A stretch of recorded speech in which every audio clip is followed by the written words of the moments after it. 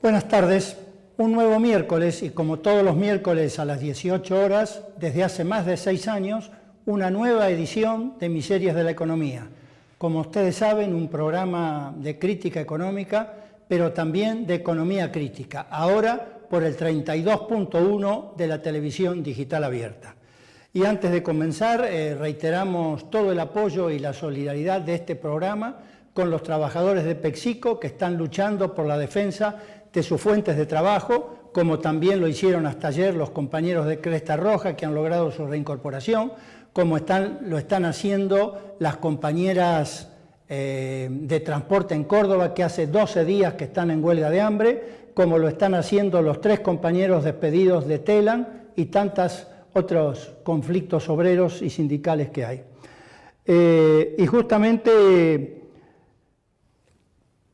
más allá del conflicto del PepsiCo, lo que pone en escena esto es que el problema de los despidos está en el centro de las preocupaciones y en el primer punto de la agenda de los trabajadores en todo este periodo de baja de la economía, de caída de la actividad, de aumento de los niveles de desocupación, etc.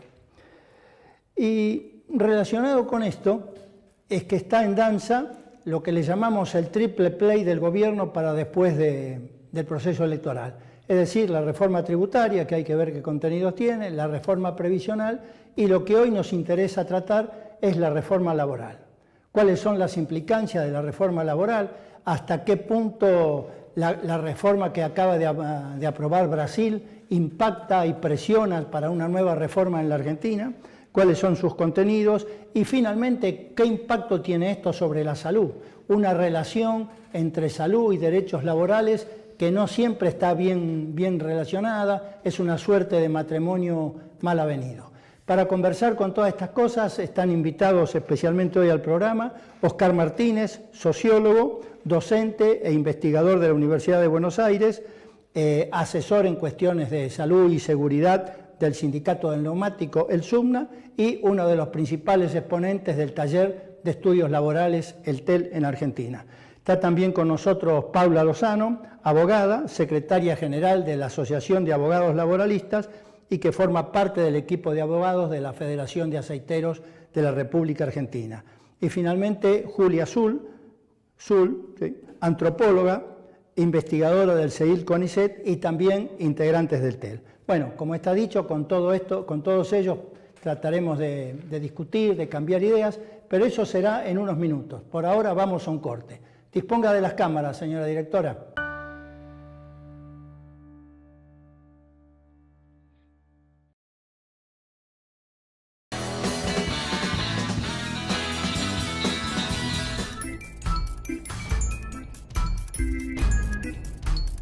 La primera pregunta es qué negocio hicimos, ¿verdad? Yo soy la hija de un desaparecido.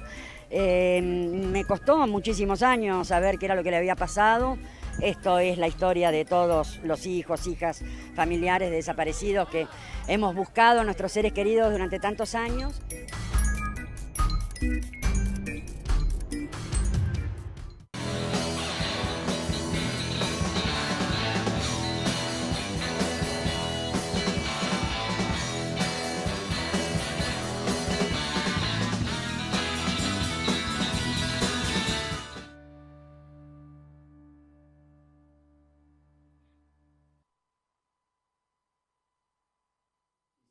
Bueno, estamos nuevamente en el aire y tanto como para arrancar el programa le preguntaría a cualquiera de los tres si esta lucha de PepsiCo, que está excediendo a los propios trabajadores y trabajadoras de PepsiCo, puede significar un avance hacia una agenda de los trabajadores que se oponga claramente a la agenda que tiene el gobierno de reforma laboral, reforma tributaria, reforma previsional. Oscar.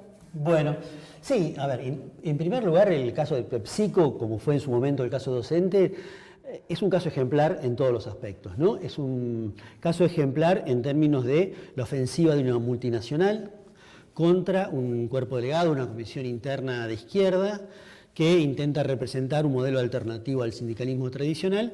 En ese marco, bueno, la pretensión de que le está yendo mal o que tienen que cerrar la planta por cuestiones económicas es burda. Están transfiriendo la producción en parte a Mar del Plata, están importando.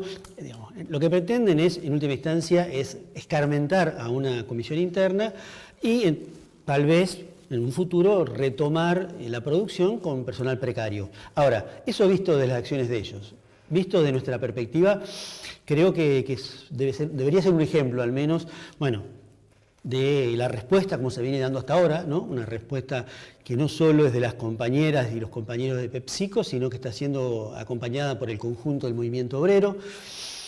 No es una lucha para nada fácil, digamos, es una lucha que no solo es contra PepsiCo, sino que fundamentalmente contra todo el gobierno y contra todo el plan de diversas reformas que pretende llevar adelante, que viene llevando adelante este gobierno.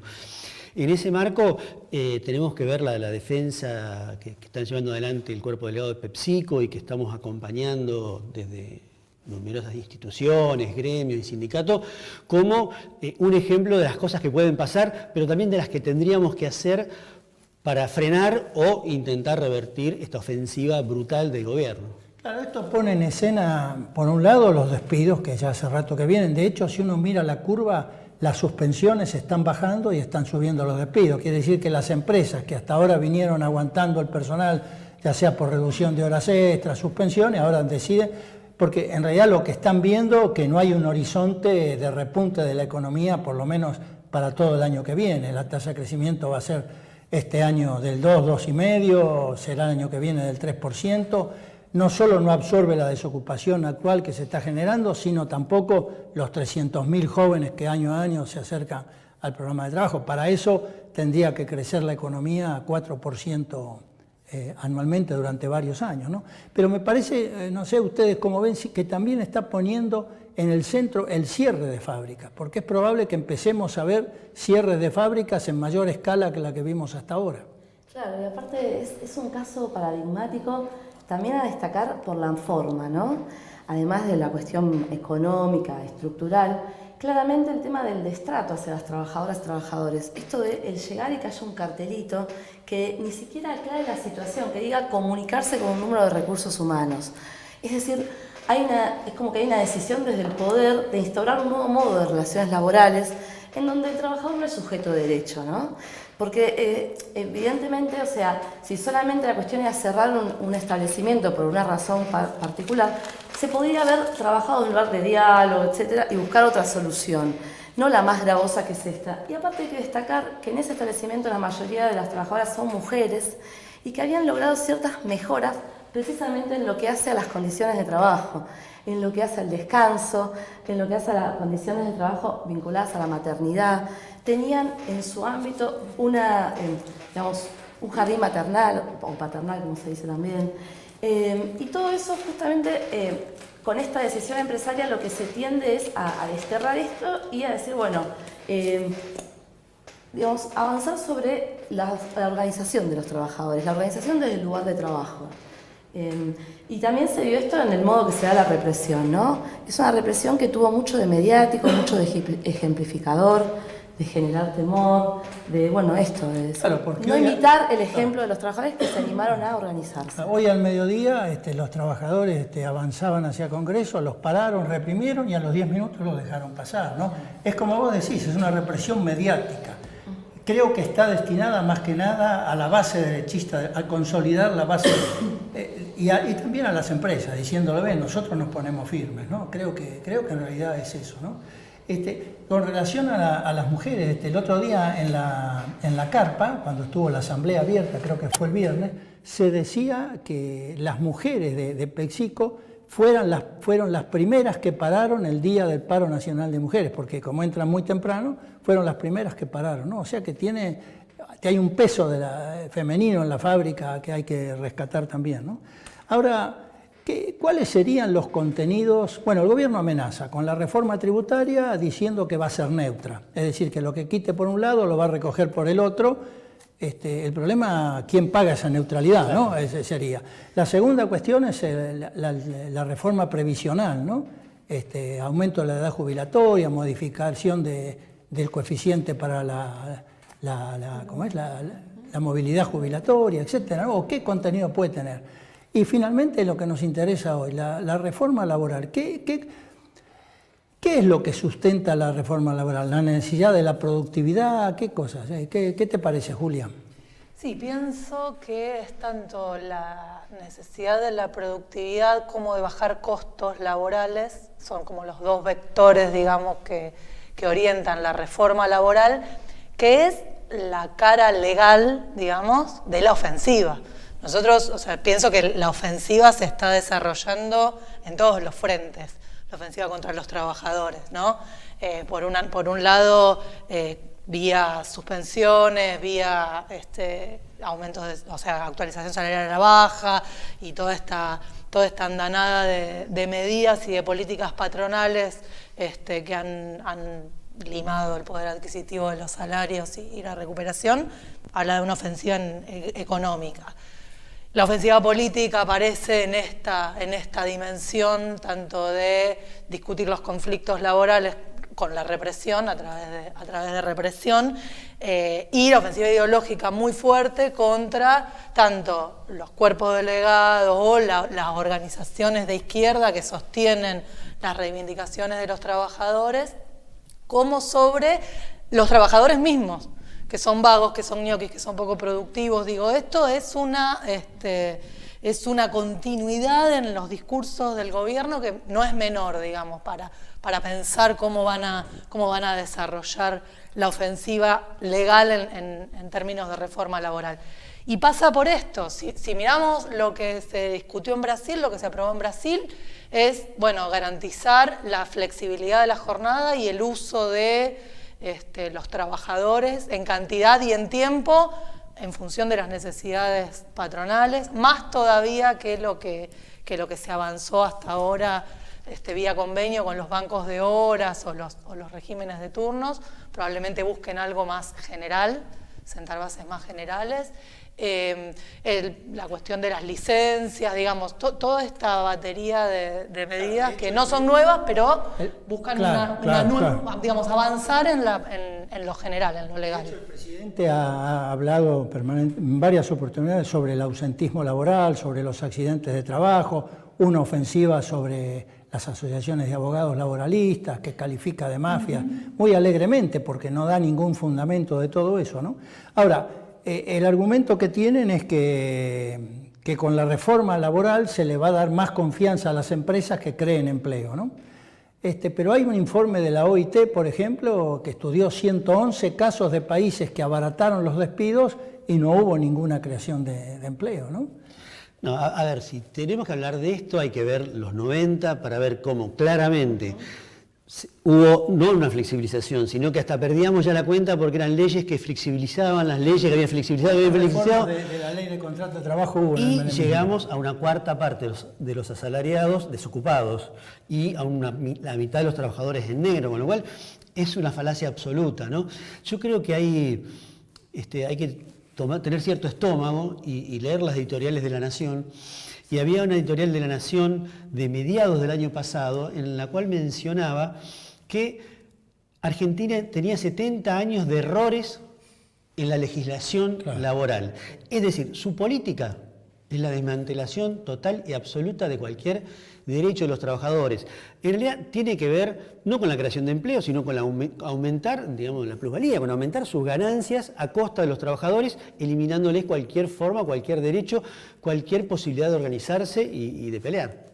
Claro, ahora lo que estamos viendo que también es una tendencia mundial, porque España hizo una reforma laboral de este tipo, Macron ahora acaba de reflotarla y están discutiendo ese tipo de cosas.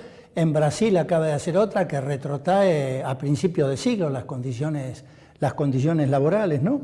De alguna manera... Sí, como que el capitalismo, digamos, ha tenido una vuelta a esta idea, digamos, inicial de el mercado autorregulado.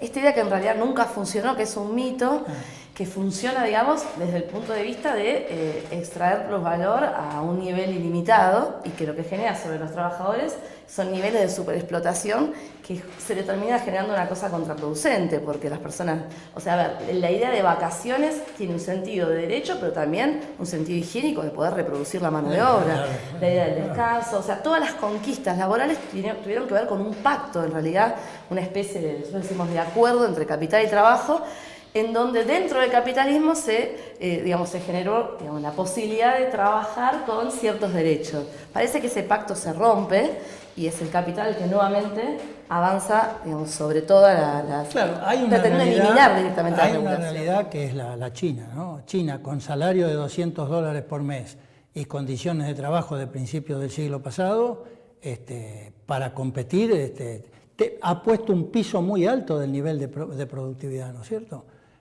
Yo creo que eso es lo que obliga a casi todos los países a aumentar la explotación sobre la fuerza de trabajo. Y en particular de la reforma de Brasil, algo a destacar muy grave es la cuestión de los convenios colectivos, ¿no? Lo que hace la idea de que prevalece el convenio individual por sobre los convenios de actividad.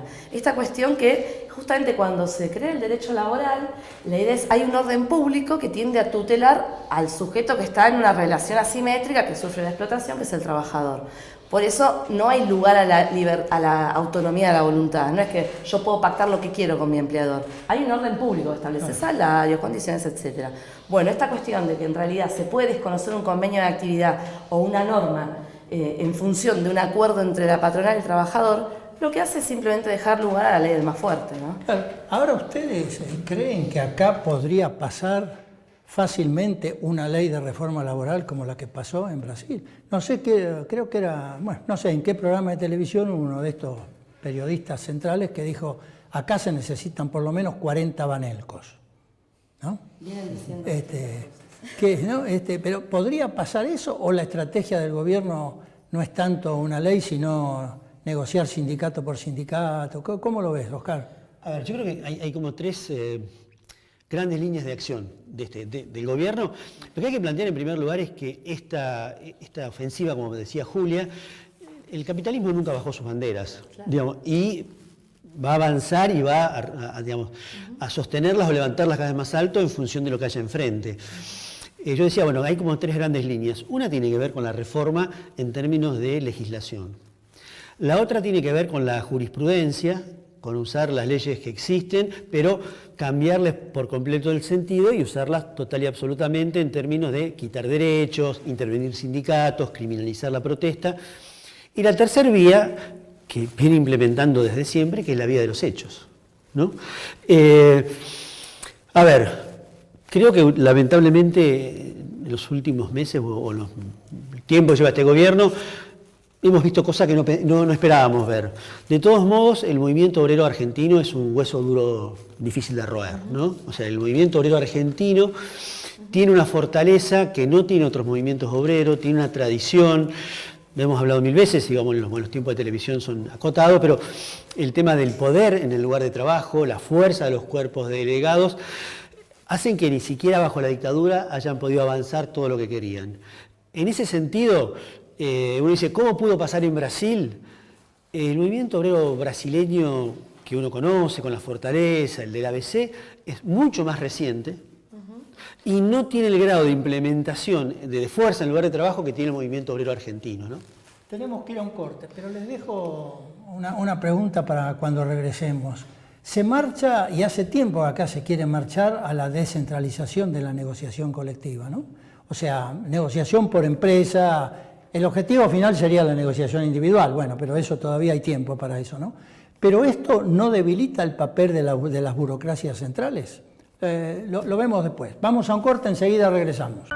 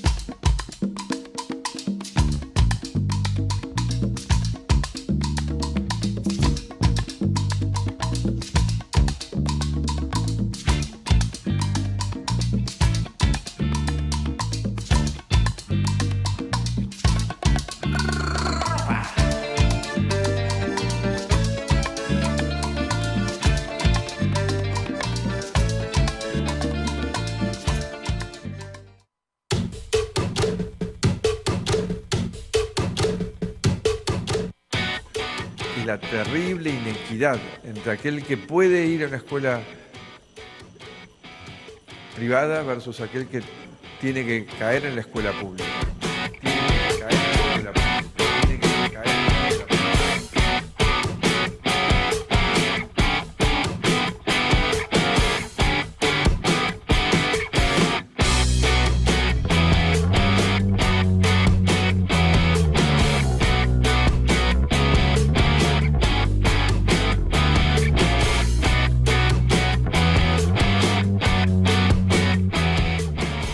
La escuela pública. En realidad los chicos no van a la escuela pública porque no la podemos pagar, sino que es una elección de vida de lo que uno elige para sus hijos. En la escuela pública estamos todos. Eso es.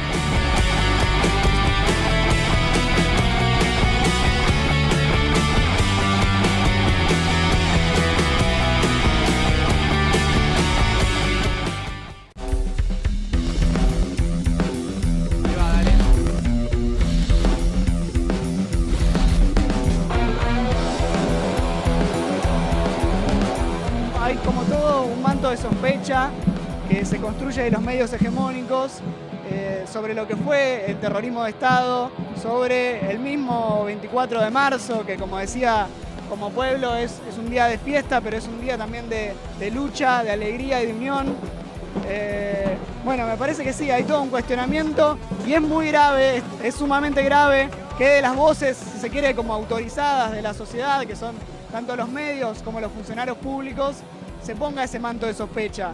Y bueno, también que estemos todos y todas acá y hoy sea un día casi de tanta movilización y tan grande, de una fiesta popular como el 24 de marzo, habla que hay un rechazo social profundo contra ese discurso.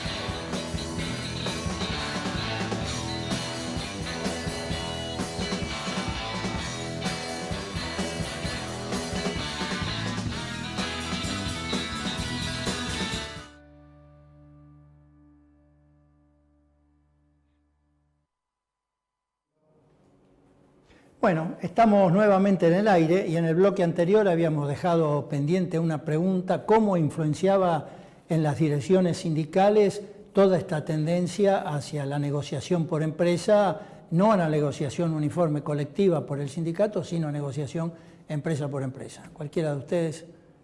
Julia, que no pudo hablar. No, recién en el intervalo hablaste mucho, así que... Por eso.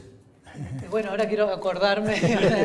No, lo que yo planteaba es esto de efectivamente cómo está descentralizada hoy la negociación colectiva, y que en los 90, lo que recordábamos era esto, en los 90 hubo un gran debate, una gran lucha, una gran disputa sobre cómo descentralizar la organización, y finalmente lo que las direcciones sindicales obtuvieron, entre comillas, es mantenerse como representantes únicos de los trabajadores, aunque la negociación se descentraliza en su ámbito, digamos. Entonces hay convenios por empresa o convenios por establecimiento, pero el sujeto sindical de negociación sigue siendo el sindicato único. Entonces, en ese sentido, descentralización de la negociación no fue de la mano de debilitamiento del poder de negociación o del poder de la burocracia, digamos. Al menos hasta ahora. Al menos hasta ahora. Digo, sí. Lo que digo es otro momento y es otro contexto. Lo que digo no es un proceso automático. Claro. Como que sí. Me parece que se enmarca en otro contexto. Sí, que actualmente nosotros tenemos una norma en lo que hace la negociación colectiva, que es muy protectora de los trabajadores, que le da prevalencia al convenio de actividad por sobre el convenio de empresa. Y permite que se negocie por empresa o por oficio, pero mejorando pisos. Claro. ¿Y en esto por qué es importante? Es la inversa de lo que aprobaron en Brasil. Exacto. Más allá del juicio de valor sobre quiénes son los que negocian, sobre las representaciones sindicales que no son representativas, etcétera, sin entrar, estructuralmente está la posibilidad que los trabajadores alcancen acuerdos colectivos, convenios, que genere un piso de derechos con, digamos, un ámbito, un universo mucho mayor al que podría ser un establecimiento determinado o la zona determinada. ¿Por qué? Porque si volvemos a lo que es una cuestión más descentralizada, que en realidad acá hace muchos años que ese modelo no funciona, sino que acá en Argentina hay un modelo de negociación bastante concentrado, en realidad lo que genera es que, bueno, el que puede negociar mejor, el que no puede no. Entonces, esto es una demanda de las patronales de mucho tiempo, romper la uniformidad del convenio colectivo, ¿no? Eso es algo que se quiere atacar, me parece. Me interesa si podemos avanzar en ir ligando el derecho laboral y los riesgos del trabajo, ¿no? El impacto que tiene el derecho laboral y las modificaciones en la legislación laboral sobre las condiciones de salud y seguridad y salubridad en el trabajo, ¿no? La Organización Internacional del Trabajo, las últimas estadísticas que dice que a nivel mundial hay 1 millón de muertos por accidentes de trabajo por año. Para tener una idea de comparación, los accidentes de tránsito en el mundo son 900.000. Las muertes por conflictos bélicos son 500.000. El SIDA son 300.000, ¿no? Para tener una idea, ¿no? Según la Secretaría de Riesgos del Trabajo de Argentina, el año pasado hubo, creo que, 384 muertos. Es decir, alrededor de 32 por mes o 1,5 por día, si se quiere hacer la cuenta, ¿no?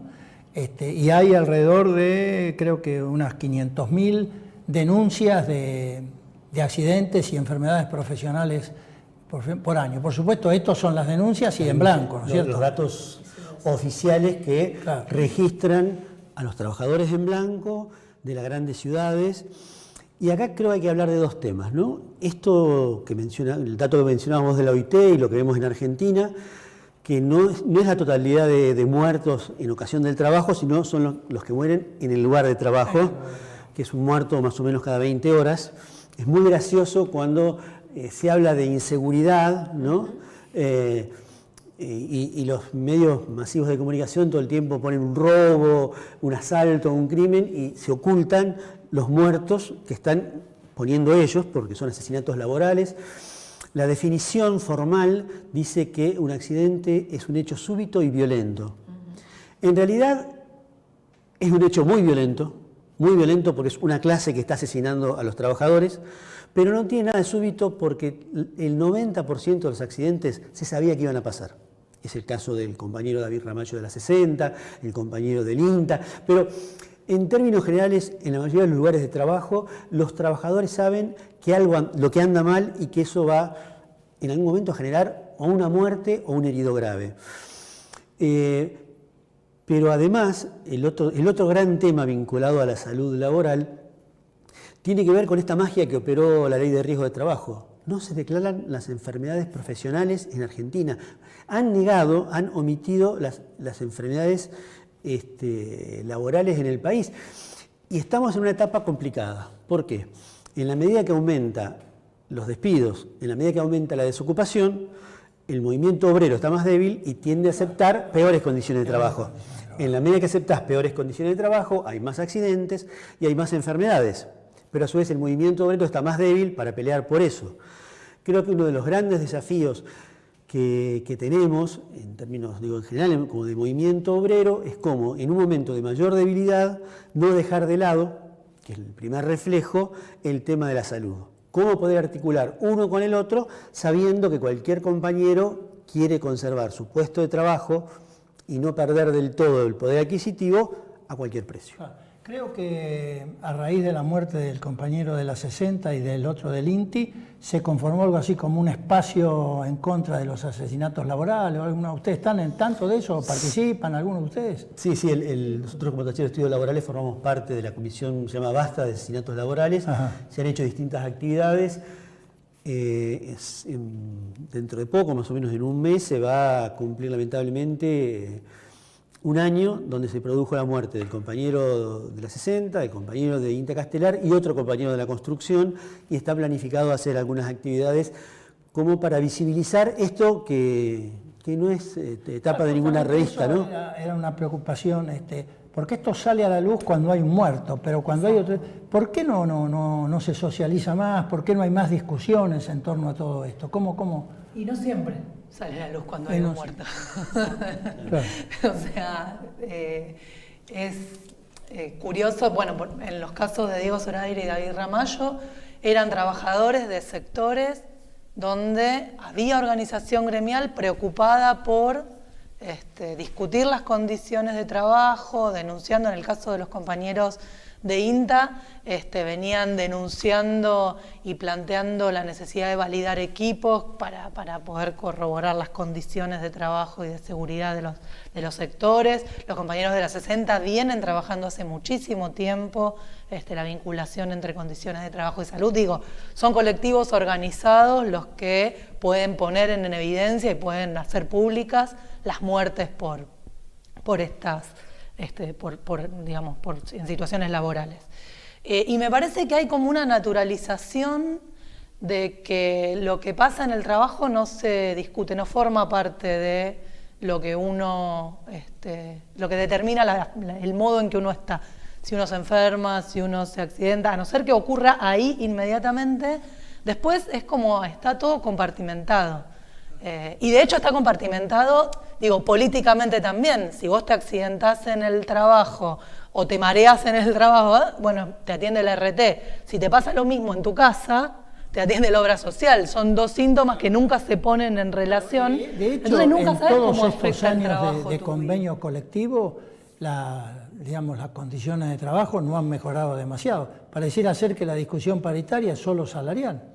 Y en términos generales yo diría que lamentablemente sí, o sea, las condiciones de trabajo pocas veces se discuten y ahí me parece importante meter por ahí algo que nunca me gusta decir, o nunca me gusta del todo que se diga, que es una discusión con los propios compañeros muchas veces, ¿no?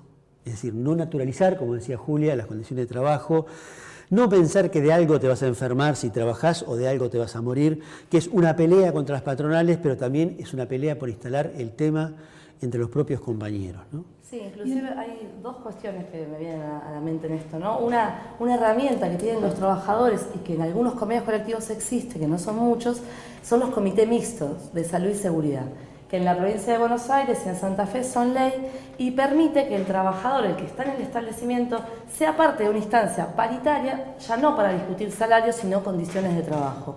Y eso hace que efectivamente disminuyan los accidentes y enfermedades porque son quienes conocen los riesgos frente a los cuales trabajan.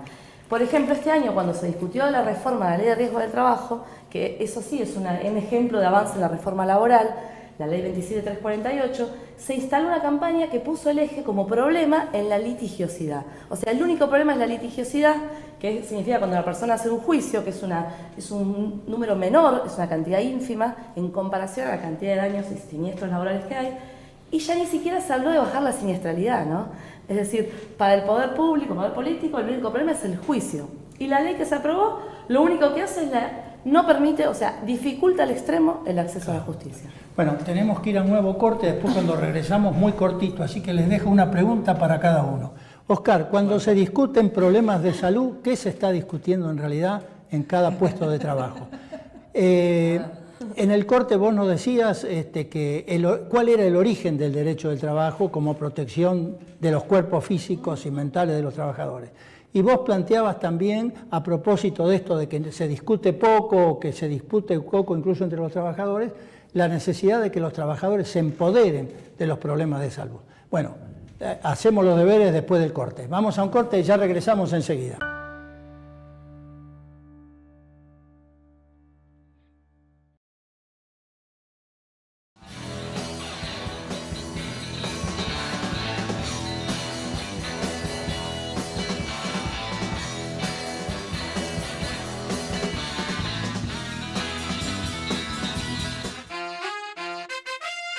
Porque el mundo ha sido siempre machista. Yo por eso me declaré y soy feminista. Y creo que la revolución socialista debe ser feminista. Y esa es una de las grandes degeneraciones del capitalismo, es machista, pues. La exclusión en el capitalismo es muy grande. Porque el gobierno está mal acostumbrado a que sus mujeres estén desarregladas, estén sucias, anden, tú sabes, sin maquillaje. Pero más grande, grande, grande aún es la mujer. La injusticia es mucho más grande en la mujer y contra la mujer. La discriminación, la explotación, la pobreza, la miseria, golpea mucho más a la mujer. Y sufre mucho más la mujer que el hombre, la miseria, la pobreza y todas sus manifestaciones y sus degeneraciones.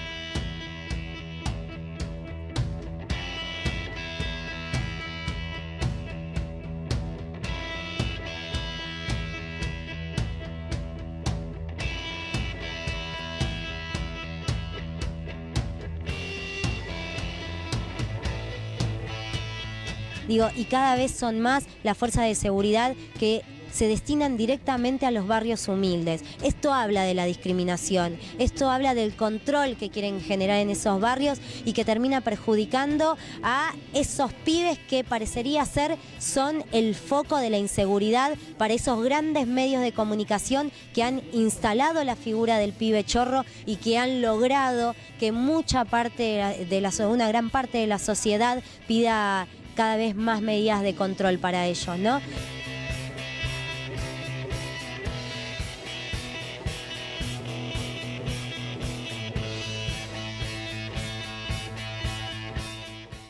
Me parece que los jóvenes periodistas que trabajan en condiciones de muchísima dificultad, porque siempre el dueño del medio es el que va a dictar la línea, de todas maneras, me parece que hay una generación de jóvenes que lo tienen a Rodolfo Walsh de maestro y me parece que es un buen maestro. Nunca del periodismo alcahuete, ¿verdad? O sea, si alguien que practica el periodismo obsecuente y alcahuete quiere elogiar a Rodolfo Walsh, bueno, no tenemos por qué creerle, porque Rodolfo Walsh no era un maestro de la alcahuetería, era un maestro de una práctica periodística que se relaciona con la denuncia de los atropellos y los abusos del poder. En ese lugar sí, Rodolfo Walsh nos enseña a todos.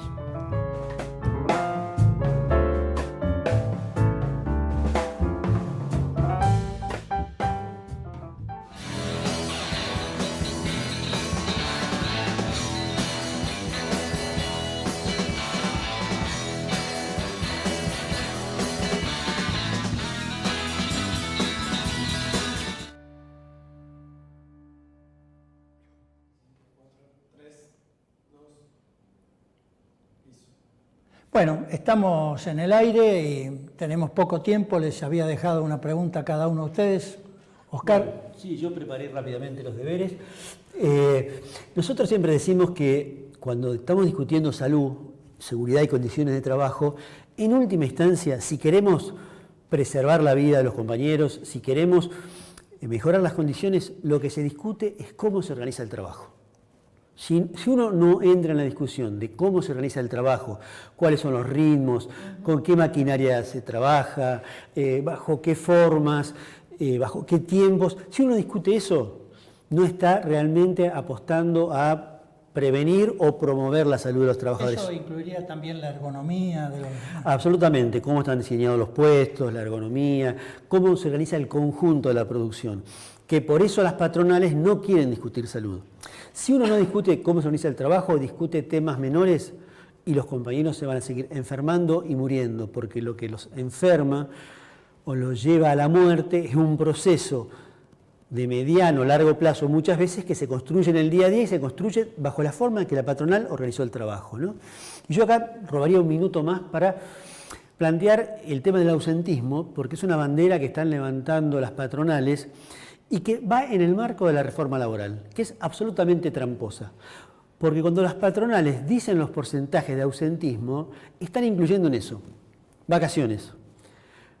Ellos dicen el porcentaje de ausentismo es tal, incluyen vacaciones, licencias gremiales, licencias por maternidad, licencias por estudio, incluyen los días por enfermedad. O sea, lo que están diciendo en realidad, si queremos bajar el ausentismo, es que hay que desconocer todos los derechos de los trabajadores. El ausentismo puro, o sea, del compañero que no fue a trabajar y dijo, hoy no voy porque no tengo ganas, y avisó, es marginal, es marginal. Lo que ellos llaman ausentismo, para nosotros son derechos laborales. Claro, digamos que bajar el ausentismo sería recortar ciertos derechos laborales. Exactamente. Paula. Claro, antes la pregunta que me hacías, o sea, el origen del derecho laboral, del derecho social, justamente tiene que ver con la protección del cuerpo de la persona que trabaja. Precisamente el derecho civil o común parte de esa ficción en donde todas las personas son iguales ante la ley y encubre eso que justamente en la relación capital-trabajo lo que menos hay es igualdad. Hay una parte que tiene los medios de producción, tiene la facultad de organización del trabajo, tiene el poder disciplinario y la persona pone a disposición su fuerza de trabajo, que en definitiva es su propia persona, para poder reproducir su vida, la de su familia. Bajo esa necesidad, como decíamos antes, justamente muchas veces termina aceptándose cambiar salario por condiciones de trabajo, que es lo que no tiene que ser. Por eso están las normas de orden público que tienen que poner un límite. Claro. ¿No? O sea... Actualizando un poco lo que vos decías, con las nuevas tecnologías hay mucho más trabajo intelectual en proporción al anterior, por lo tanto sería la protección de los cuerpos también, y de la psiquis. Porque que la psiquis es parte del cuerpo también. En claro, ese sentido, claro. No se divide el trabajo manual intelectual, es la persona también, ¿no? Claro, claro. Pero tengo entendido que un porcentaje alto de las carpetas médicas tiene que ver con problemas psiquiátricos, ¿no? Eso sí. Es por los ritmos, el estrés. Sí, en el ámbito estatal y de la justicia docente, tenemos más o menos un 25-30% de llamadas carpetas psiquiátricas, que son la forma en que el capital desgasta a los trabajadores, los lleva al muere, digamos, los lleva al muere a situaciones invivibles que dañan su estado de ánimo. Julia, para ir terminando. Bueno, no, yo cuando Oscar recién planteaba esto, cuando ellos dicen bajar el ausentismo, nosotros decimos son nuestros derechos laborales.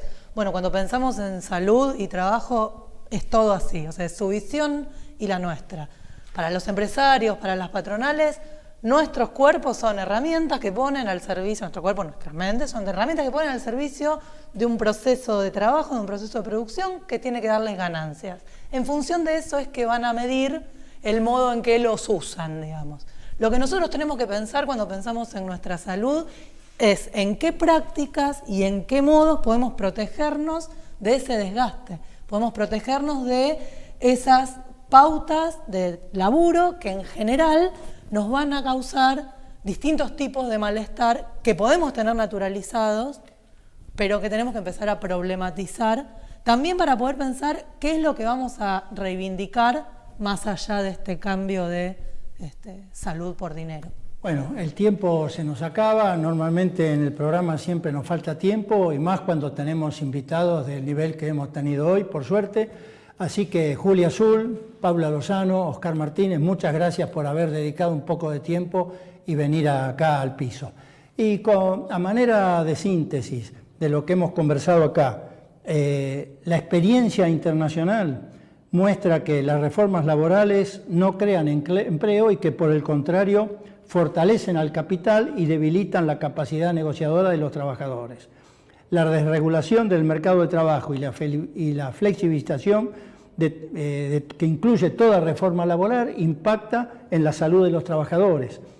Lo que decía Paula, el origen del derecho es precisamente la protección de los cuerpos integralmente de los trabajadores, ¿no? De alguna manera el sistema de salud termina enfermando al conjunto. Muchas veces el sistema trata de compensar eso con una monetización de los riesgos del trabajo, que realmente hay que rechazarla, hay que insistir más en la prevención, etcétera, etcétera.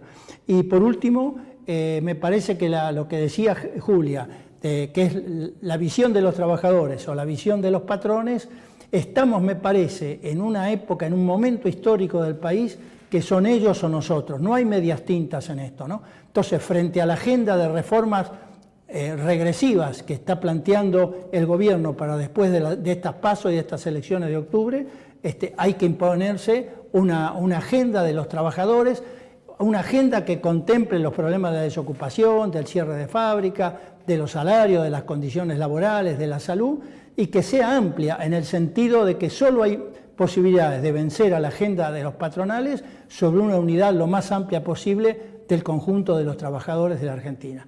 Así que con esto esperemos que ustedes, gracias también a ustedes por estar del otro lado del televisor, esperemos que saquen sus propias conclusiones y nos vemos dentro de 7 días, acá mismo por Barricada TV en el 32.1 de la televisión digital abierta. Pero usted no cambie de canal, porque ya viene el Noticiero Popular con la conducción de Lucía Macaño y Ignacio Echar. Será hasta dentro de 7 días. Muchas gracias a todos.